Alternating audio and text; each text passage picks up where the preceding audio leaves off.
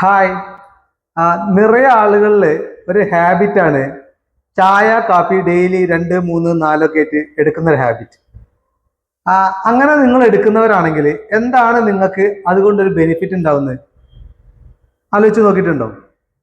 ഞാൻ 4 വർഷങ്ങൾക്ക് മുന്നേ വരെ ടീ കോഫി ഒക്കെ കുടിച്ചുകൊണ്ടിരുന്ന ആളായിരുന്നു. അതൊരു ഡെയിലി ഹാബിറ്റ് ആയിട്ട് തന്നെ മാറിക്കൊണ്ടിരുന്നു. എന്നാൽ ഞാനിപ്പോൾ അതൊന്ന് മാറിയിട്ട് ഞാൻ എടുക്കുന്നത് ഇപ്പോൾ എഫ്രഷ് ഹെർബൽ ടീ ആണ്. നിങ്ങൾക്ക് ഞാൻ ഇതിനെക്കുറിച്ച് പറഞ്ഞു തരാം. ഇത് ഓറഞ്ച് പീക്കോ ഗ്രീൻ ടീന്റെ എക്സ്ട്രാക്ട് ഇത് പ്രിപ്പയർ ചെയ്തിട്ടുള്ളതാണ്.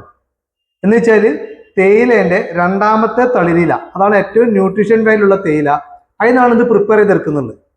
ഇതെല്ലാം ചൂടോടുകൂടി കുടിക്കുമ്പോൾ ബ്ലഡിലെ ഓക്സിജൻ ലെവൽ ഇൻക്രീസ് ആവും, നല്ല മൈൻഡ് അലർട്ട് കിട്ടും, ഹോൾ ഡേ ആക്റ്റീവ് ആയിരിക്കാൻ പറ്റും, രാത്രി നല്ല ഉറക്കവും കിട്ടും. കലോറി ബേസ് നോക്കുകയാണെങ്കിൽ 7 കലോറിക്ക് താഴെ ഈ ഒരു എനർജി ഡ്രിങ്കിന് വരുന്നുള്ളൂ.